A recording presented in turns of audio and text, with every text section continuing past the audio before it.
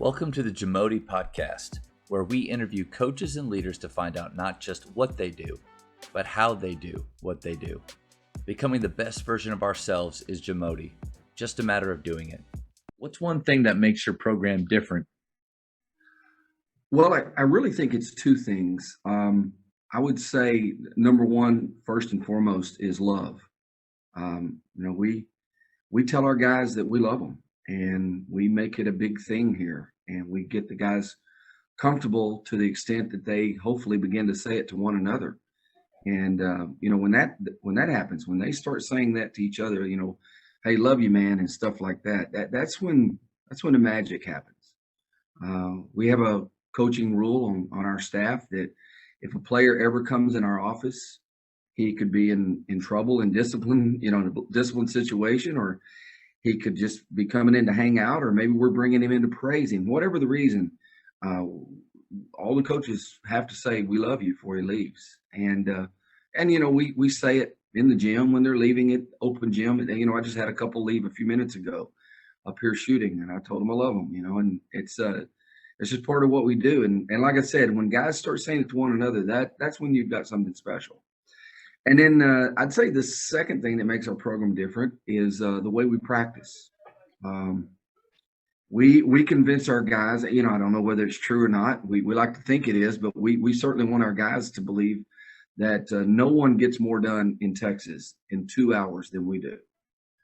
So we practice at an incredibly high rate of speed, almost no time between drills.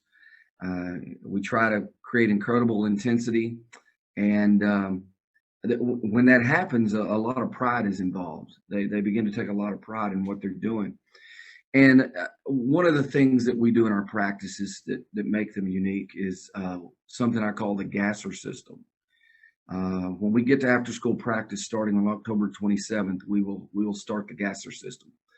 And what that is a gasser is a 17-second sprint, half court and back, full court and back, and that's a sprint. And at the end of each practice, they have 20 gassers. If you can imagine the scoreboard, where the visitor fouls are on the scoreboard? Yes, sir. We put the number 20 at the beginning of every practice, and that's how many gassers they have at the end of practice. However, they are in control of being able to delete or add gassers.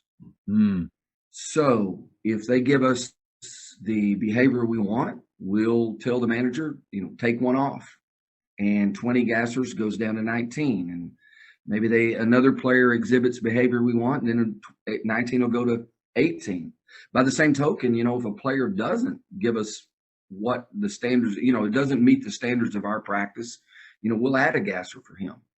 So, for example, there's some categories, and the categories can be whatever's important to you, but like one category is extraordinary effort. And, when I'm new to a program and I'm explaining to the players what extraordinary effort is, I'll show them a picture of the famous Dennis Rodman picture where he's laid out, parallel diving. Yes, sir. Yes, sir. And I'll tell them that's extraordinary effort. It's not ordinary, it's extraordinary. That's if you give that in practice, we'll take one off. If the team has great enthusiasm, we'll take one off. If you take a charge, it's automatic, and anything close to a charge in practice, we call it a charge, because if they're willing to take the hit, we're going to give it to them in practice. Yeah. And we'll take one off.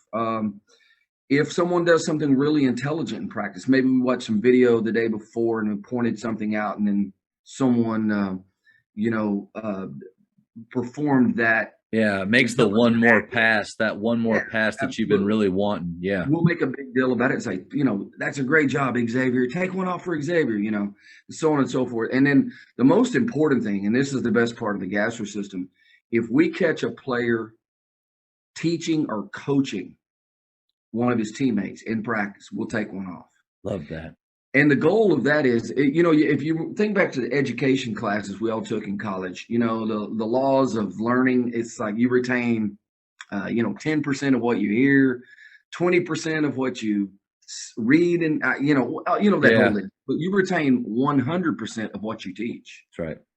So we want to get the guys to where they're teaching the practice. And if they can teach it, they know it. So if, we'll make a big deal about that too. If I say, boy, Anthony's doing a great job teaching his teammate, take one off for Anthony, So, and by the same token, if someone gives poor effort, I don't, whereas when I was early in my career, I would just lose my mind and start yelling and I would, when somebody didn't give great effort, and often the player receives that as being a personal attack too. Mm-hmm.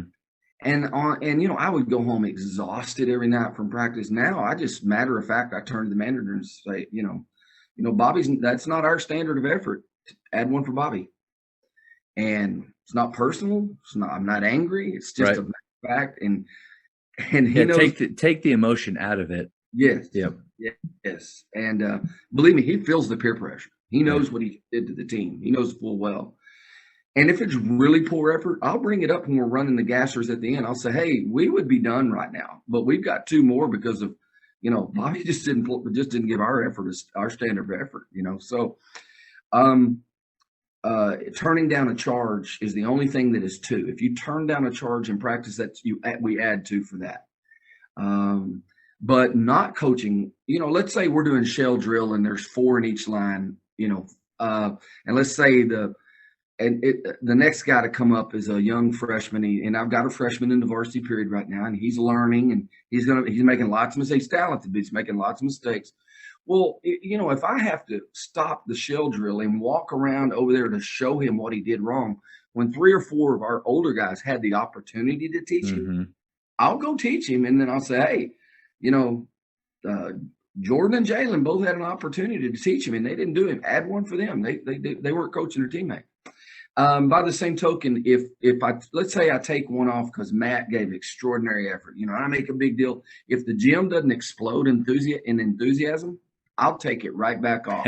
That's a great job, Matt. I love that. Teammates didn't appreciate it, so let's put that back up there.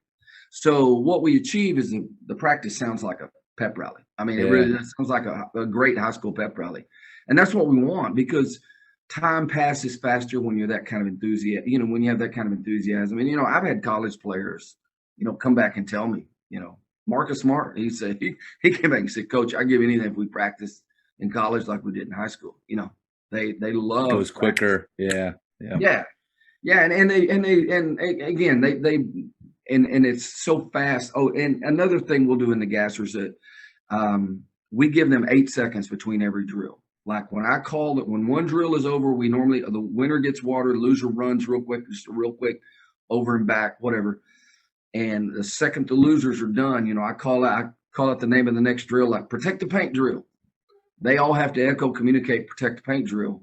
And then when they finish the echo communication, I go into my count. I'll go 8, 7, 6. Now it's like 8 Mississippi, Sure. 7.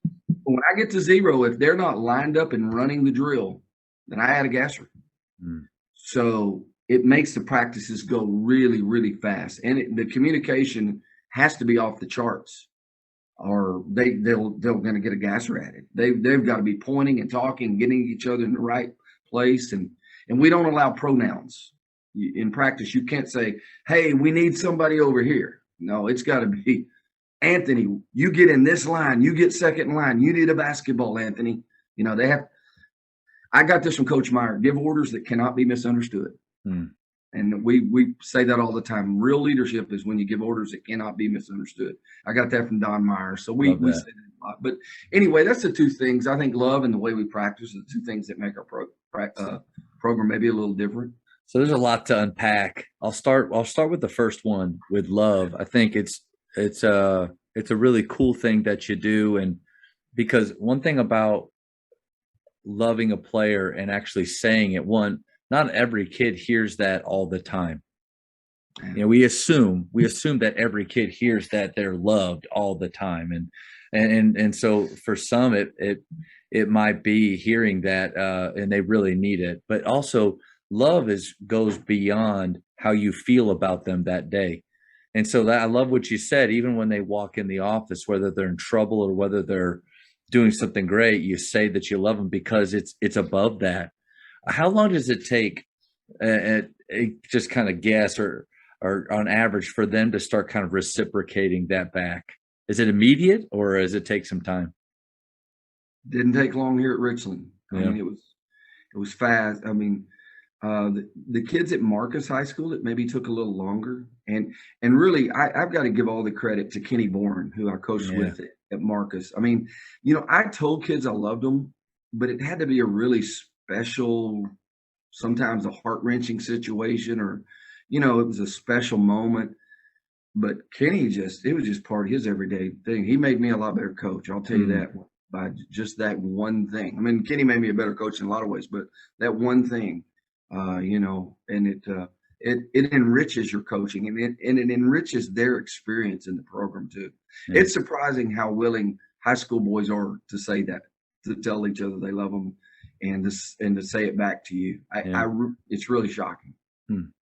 The second thing is with the gasser. I love the idea of, because obviously we want fast-paced competitive practices, but this brings another element. Like, it's almost like there's another competition going on the entire practice long, that they can, by their actions and by the culture that you want, they can affect the change. And that's the first time I've ever heard of something like that, where from the beginning you have this, and then over the course of the practice, I love that. I think it's brilliant. Well, thank you. I don't know about brilliant, but it's brilliant. It works well for us. I've been doing it, I don't know, 15 years. So, okay. Something like, we even started doing it at Boise State. Really? The year we won the Mountain West Conference, we started doing them. Yeah. How do the college players respond to it? They love it? Good. Yeah. They did. I don't know how you couldn't. Really say the truth. I mean, instead of having to get through practice, it really gives you a tangible goal. That's right. And it also gives you a tangible way to lessen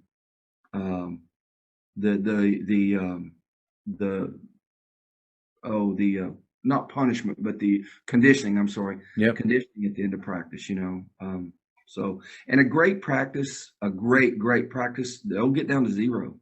Okay, that's what I was going to ask next, is how much do you end up actually running? I would say when you, at the end of one of our practices, because we do go so fast and so hard, if you've got 7 or more gassers at the end, there's some real pain involved. If you get up around 10, somebody's going to run and go hug the trash can. Early on when you're incorporating this system, do you give them pluses or take them off maybe a little bit quicker? Or because we know, like, we know what spirit sometimes sounds like in the gym, but then we know when this is a championship environment. Do you kind of give them some to see where they could get with it, or does that make sense? They figure it out real quick. I mean, I set a standard and they've got to meet it. It's up to them. It's totally up to them. Okay. When we have great enthusiasm in the gym, and that's something I'll say is that this sounds like a championship gym. Take one off, and stuff like that. But no, I think you set the standard and they have to meet it. And if they do, they get rewarded. For sure. Boy, it's really cool at the end of a practice when they get it down to 0. Yeah. They really feel good about themselves, and they feel like they really accomplished something together. Thank you for checking out today's episode. Please take a moment to subscribe to this podcast, share it with your fellow coaches, and find us on social media for what's coming up next on the JAMODI podcast. It's just a matter of doing it.